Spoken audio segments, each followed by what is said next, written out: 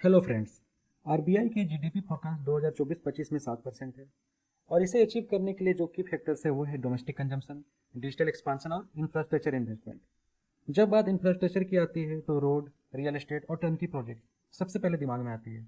इसके बिना इंडिया का 5 ट्रिलियन इकोनॉमी का सपना भी असंभव है। और आज रियल एस्टेट की डिमांड फिर से 15 साल बाद बूस्ट होने लगी है। इसी रियल एस्टेट में एक कंपनी है जो latest cutting edge technology use करके काफ़ी यूनिक बिल्डिंग्स बना रही है। और यही नहीं, इसके अलावा कंपनी ने कई सारे बिजनेस में काफ़ी मुकाम हासिल किए हैं। तो इस कंपनी का नाम है नेस्को इंडिया। और आज हम लोग नेस्को इंडिया के बारे में डिटेल्स में बात करेंगे। नेस्को इंडिया बेसिकली 5 सेगमेंट्स में काम करती है। पहला है एग्जीबिशन, दूसरा है इवेंट्स, तीसरा है हॉस्पिटैलिटी, चौथा है रियल एस्टेट और पांचवा है इंजीनियरिंग। तो पांचों के बारे में हम थोड़ी थोड़ी डिटेल्स में डिस्कशन करेंगे। तो सबसे पहले आता है एग्जीबिशन। एग्जीबिशन में मेनली सोर्स ऑफ रेवेन्यू है वो है बॉम्बे एग्जीबिशन सेंटर। हालांकि हाल में उन्होंने गुड़गांव एग्जीबिशन सेंटर भी खोला है, लेकिन अभी उसमें काम चल रही है। तो बॉम्बे एग्जीबिशन सेंटर काफ़ी बड़ा है, लगभग 125 स्क्वायर में, ये 125 लाख स्क्वायर फुट में ये बना हुआ है, जहाँ पे इंडियन फूड सेमिनार, एक्टेक जैसे कई क्रिएटिव एग्जीबिशंस हो चुके हैं। और इस साल इसकी ऑक्यूपेंसी रेट 98% है, जो कि काफ़ी ज़्यादा है। इवेंट्स की बात करें तो अपने मल्टीप्लेक्स बिल्डिंग में 25 से ज़्यादा इस साल नोटेबल इवेंट्स होस्ट किए हैं, जिसमें रंगीलो रे, जो कि गुजरात का नंबर 1 उत्सव है, जिसमें नवरात्रि में 9 दिन का फेस्टिवल होता है, इन्होंने होस्ट किया। दूसरा है क्रेजी किड्स कार्निवाल, जो इंडिया में सबसे बड़ा किड्स का कार्निवाल हुआ था, जो इन्होंने ही होस्ट किया। और इस तरह 25 से ज़्यादा कई बड़े बड़े इवेंट्स इन्होंने होस्ट किए हैं। तो इनमें इसमें इसका बिजनेस काफ़ी तेज़ी से फैल रहा है। अब बात हॉस्पिटैलिटी की आती है, तो इन्होंने अभी रिसेंटली इसमें इंटर किया है 2023 में। और इसमें बेसिकली इन्होंने 3 रेस्टोरेंट खोले हैं। पहला है सोशियल, दूसरा है स्मोक हाउस दिल्ली और तीसरा है FWO। बाकी लीज स्पेस में फूड कोर्ट जैसे डोमिनोज, सबवेज और टी पोस्ट को दी है। तो इस साल हॉस्पिटैलिटी सेक्टर में इन्होंने 100% के रिटर्न जनरेट किए हैं। इसका वजह है इनका बिजनेस में काफ़ी तेज़ी से और अच्छे वे में इंटर करना, और दूसरा इसका लो बेस इफेक्ट भी है। बात जब रियल एस्टेट में आती है, तो इनका बेसिकली 3 तरह का ये बिल्डिंग्स जनरेट बनाती है। पहला है वर्क स्पेस, दूसरा है रेसिडेंट स्पेस और तीसरा है असेंबली स्पेस। ये टेलर्ड वे में अर्बन लिविंग बिल्डिंग्स बना रही है। और इन्होंने 4 साल पहले आईटी पार्क भी लॉन्च किया था, जिसमें इन्हें काफ़ी सक्सेस मिली है। यहाँ पे बड़े बड़े मल्टीनेशनल कंपनी जैसे HSBC, ब्लैक रॉक, MSCI और KMPG अपना प्रोग्राम्स होस्ट कर चुकी है। अब पांचवा और लास्ट जो सेगमेंट है वो है इंजीनियरिंग। इंजीनियरिंग में इंडाब्रेटर एक कंपनी है जो सरफेस प्रिपरेशन टेक्नोलॉजी में काफ़ी पहले से काम कर रही है, और ये नेस्को की सबसे पहली कंपनी है, और इसी कंपनी से इन्होंने इतना बड़ा एम्पायर जनरेट किया है।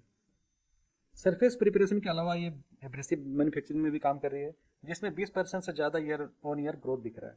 तो है हमने एक मोटे तौर पे इनके बिजनेस को समझा, और इसमें हमने जाना कि जब भी इकोनॉमिक ग्रो करती है तो इनकी कैपेसिटी कई गुना बढ़ने की होती है। अगर इकोनॉमी 7% बढ़ रही है तो इससे कई मल्टीपल टाइम्स में ग्रो होने की कैपेसिटी रखती है। तो इकोनॉमी बढ़ती है तो इनकी ग्रोथ काफ़ी तेज़ी से बढ़ती है, और इकोनॉमी जब स्टेगनेंट होती है तो इनकी ग्रोथ भी काफ़ी स्लो हो जाती है। तो ये काफ़ी वोलेटाइल है। लेकिन चूंकि इंडिया का इकोनॉमी भी काफ़ी तेज़ी से बढ़ रहा है, तो इस सेक्टर में काफ़ी ग्रोथ पोटेंशियल मुझे दिख रही है। तो बिजनेस एनालिसिस में मैंने देखा कि इसमें काफ़ी ग्रोथ है। तो बिजनेस एनालिसिस अच्छी है, तब हम इसके फिनेंशियल एनालिसिस में जाएंगे। तो अब हम इस स्किनर.इन में जाते हैं और कंपनी के रेशियोज एंड मैट्रिक्स के बारे में बात करते हैं। तो सबसे पहले इसका हम देखते हैं market cap. Market cap 6500 crore है, जो कि एक स्मॉल कैप कंपनी है। और इसमें प्रोमोटर्स के बाद 68% है, तो फ्री फ्लोट जो शेयर है वो 31.5% है। तो काफ़ी ठीक ठाक है, काफ़ी अच्छा नहीं है लेकिन ओके ओके है। तो यहाँ लिक्विडिटी की इशू ज़्यादा नहीं होगी। अब यहाँ पे हम इसके स्टॉक पी की बात करते हैं, जो कि 17.4 है, और इंडस्ट्रियल पी 30.2 है। बट यहाँ पे ज़्यादा सिग्निफिकेंट नहीं है, क्योंकि नेस्को की जो बिजनेस है वो बाकी बहुत सारे बिजनेसेस से काफ़ी अलग है। तो यहाँ स्टॉक पी का 17.4 और यहाँ इंडस्ट्रियल पी से कंपेयर यहाँ पे कोई आधार नहीं बनता है। फिर भी जिस तरह से कंपनी ग्रो कर रही है उस हिसाब से 17.4 का जो पी है वो काफ़ी कम है। तो उसके बाद हम आते हैं डेट टू इक्विटी, जो 0-0 है, जो कि नेग्लिजिबल है, और ये काफ़ी अच्छी बात है। तो यहाँ मैट्रिक्स काफ़ी ठीक ठाक है। तो अब हम इसके क्वार्टर रिजल्ट्स में जाते हैं। तो क्वार्टर रिजल्ट्स में हम अभी लेटेस्ट क्वार्टर रिजल्ट में आते हैं, जिसमें हम देखते हैं कि सेल्स 192 करोड़ है, ऑपरेटिंग प्रॉफिट मार्जिन 62 है, जो कि काफ़ी ज़्यादा है, और नेट प्रॉफिट यहाँ पे 107 है। तो हम लोग यहाँ पे देख रहे हैं कि जो लेटेस्ट क्वार्टर रिजल्ट्स है उसमें सेल्स भी हाईएस्ट है और नेट प्रॉफिट भी हाईएस्ट है। अब हम इसके एनुअल रिजल्ट में आते हैं। एनुअल रिजल्ट में जो है हम लोग उसमें टीटीएम देखते हैं तो टीटीएम जो सेल्स है वो 700 है और नेट प्रॉफिट जो है वो 376 है। तो यहाँ भी हम देख रहे हैं कि एनुअल रिजल्ट भी हाईएस्ट एवर है, प्रॉफिट भी हाईएस्ट एवर है। जब क्वार्टर रिजल्ट्स भी हाईएस्ट एवर हो, एनुअल रिजल्ट्स भी हाईएस्ट एवर हो, तो यहाँ पे अपसाइड की पोटेंशियल बढ़ जाती है। इसको हम चार्ट पैटर्न एनालिसिस में समझेंगे। अब हम कंपनी के इंटरनल स्ट्रेंथ के बारे में देखते हैं और वो हमें बैलेंस शीट से समझ में आती है। तो हम बैलेंस शीट में एक नज़र डालते हैं। तो इक्विटी कैपिटल लगभग 14 है। तो 14 का होना मतलब यहाँ पे ना कंपनी ने कभी बोनस दिया है, न ही कभी प्रेफरेंशियल शेयर इशू किए हैं, न ही कभी अपने शेयर को डाइल्यूट किया है, तो ये काफ़ी अच्छा है। और जब बात हम रिजर्व से करते हैं तो रिजर्व्स कंपनी के लगातार ग्रो कर रही है। सितंबर 2024 में इनका जो रिजर्व्स है वो 2400 करोड़ है, जो कि हाईएस्ट एवर है। बोरोइंग्स कंपनी की कभी रही नहीं है, 1 करोड़ जिसका कोई मतलब नहीं बनता है। तो इसकी लाइबिलिटीज साइड काफ़ी सुपर्ब है। अब हम इसके फिक्स एसेट साइड आते हैं। तो फिक्स एसेट साइड में हम देखते हैं कि 2022 में 846 करोड़ थी, उसके बाद अभी 736 है। तो फिक्स एसेट घटी है, लेकिन इसके अंदर हमें जाना पड़ेगा कि आखिर ऐसी कौन सी चीज़ है जिससे कि यहाँ पे कम हुआ है। तो बिल्डिंग्स में थोड़ी सी कम हुई है और बाकी ऐसी कोई चीज़ नहीं है जिसमें कि इसमें इम्पैक्ट है। तो बिल्डिंग्स का कम होना कोई बहुत बड़ी बात नहीं है। तो यहाँ पे फिक्स एसेट मोटा मोटी ठीक ठाक है। और अब हम आते हैं सबसे इम्पोर्टेंट पार्ट पे, वो है CWIP, capital work in progress.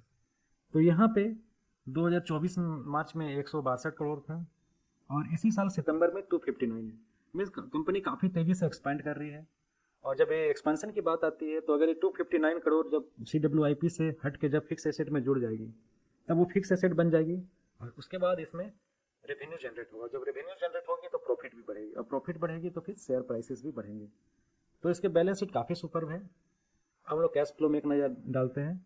इसमें सिर्फ पहला पॉइंट देखना है, कैश फ्रॉम ऑपरेटिंग एक्टिविटी, ये प्लस में है तो ये काफ़ी अच्छी है, हमें फिर सोचना नहीं है।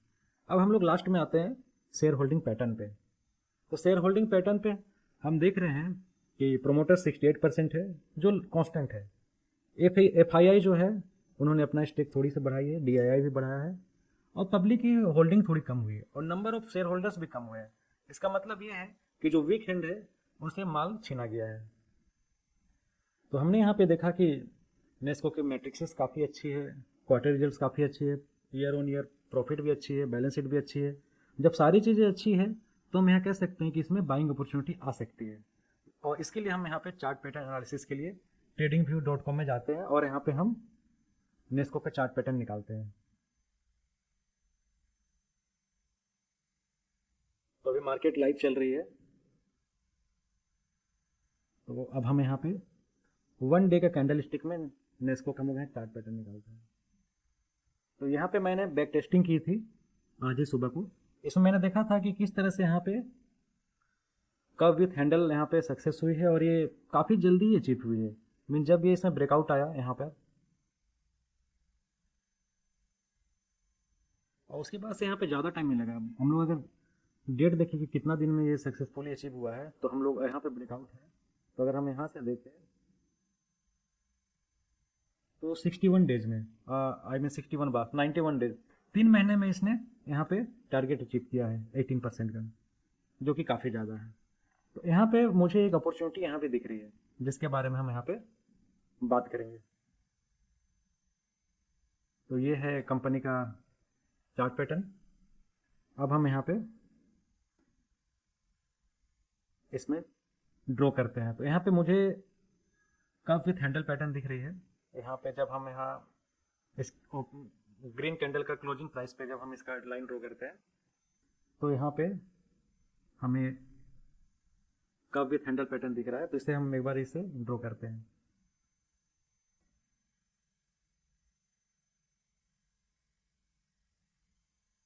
कप विथ हैंडल पैटर्न में जनरली नीचे एक आती है यहाँ पे छोटी सी हैंडल, लेकिन यहाँ पे हैंडल हमें मिसिंग दिख रही है।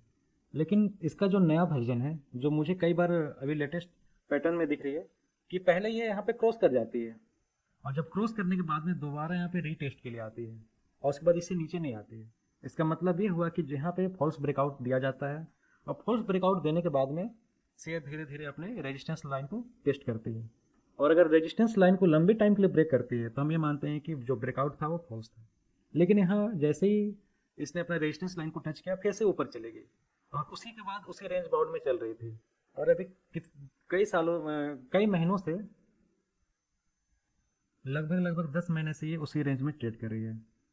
इसका जो यहाँ पे आज जो करंट मार्केट प्राइस है वो दिसंबर जनवरी के मंथ में थी और आज भी वहीं का वहीं है। और जब इसके हम रिजल्ट्स देखें तो लगातार अच्छे हो रहे हैं। और यहाँ पे जो 2020 में हाईएस्ट बनाया था लगभग 800 के आसपास, तो उस समय हम इसके एक बार फिनेंशियल रिजल्ट्स को देखते हैं। तो 2020 फरवरी, इसका मतलब हुआ मार्च 2020 में इसका रिजल्ट आ चुका था। उस टाइम इसके जो सेल्स है वो 432 करोड़ है और अभी जो है टीटीएम वो 700 है, लगभग 0.8 टाइम्स, 80% ज़्यादा है। और जब नेट प्रॉफिट की बात करें तो यहाँ 234 करोड़ से 370, यहाँ भी 0.8 है, मीन्स 80%। तो शेयर प्राइस जब यहाँ पे सेल्स और जब नेट प्रॉफिट 80% बढ़ी है और यहाँ पे जो शेयर प्राइस है वो बहुत मार्जिनली बढ़ी है, तो यहाँ पे जो है यहाँ पे अपसाइड की पोटेंशियल ज़्यादा दिखती है, क्योंकि कंपनी कभी शेयर अभी ज़्यादा चली हुई नज़र नहीं आ रही है। जब कंपनी की बिजनेस अच्छी है और फंडामेंटल्स भी अच्छी है और चार्ट पैटर्न भी ठीक ठाक बन रहा है, तो यहाँ पे बाई अपॉर्चुनिटी बनती है। तो अब हम यहाँ पे एंट्री पॉइंट और एग्जिट पॉइंट ढूंढने की कोशिश करते हैं। तो एंट्री पॉइंट हमेशा करंट मार्केट प्राइस होता है, लेकिन कई बार हमें वेट भी करनी पड़ती है। अगर ये काफ़ी ऊपर चला जाता तो हमें वेट करनी पड़ती है, या काफ़ी नीचे जाता तो भी हमें वेट करनी पड़ती है कि ये कंसोलिडेट हो रहा है या फिर टूट रहा है। तो इस केस में ये काफ़ी ऊपर तो नहीं है, लेकिन हम लोग देखते हैं कि इसका एग्जिट पॉइंट कहाँ है और वहाँ से पोटेंशियल गेन कितना है, उस पर डिपेंड कर रहेगा। तो यहाँ पे हम लोग इसके एग्जिट पॉइंट निकालने की कोशिश करते हैं।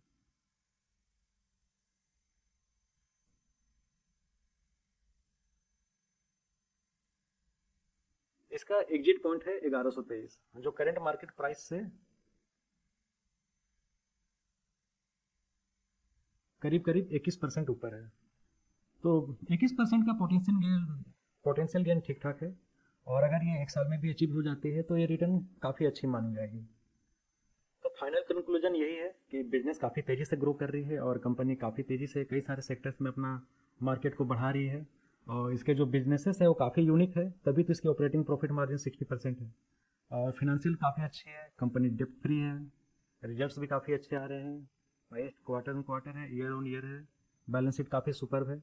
जब सारी चीज़ें अच्छी हैं तो फिर यहाँ पे बाइंग अपॉर्चुनिटी बनती है, और यहाँ पे जब बाइंग अपॉर्चुनिटी बनती है तो एक पैटर्न भी बनता है, और जब पैटर्न सही में सक्सेसफुली फॉर्म होता है तब उसमें बाई और सेल की पॉइंट हम ढूंढने की कोशिश करते हैं। और अगर उसमें पोटेंशियल गेन 15-18% से ज़्यादा है तो उसमें फिर एंट्री किया जा सकता है। लेकिन मैं यहाँ पे बता दूँ कि ये स्टॉक में कोई भी बाई या सेल का रिकमेंडेशन नहीं है, ये सिर्फ और सिर्फ एजुकेशनल पर्पस वीडियो है। मैं यहाँ बस कंपनी के डिटेल्स के बारे में आपको बताने की कोशिश कर रहा था।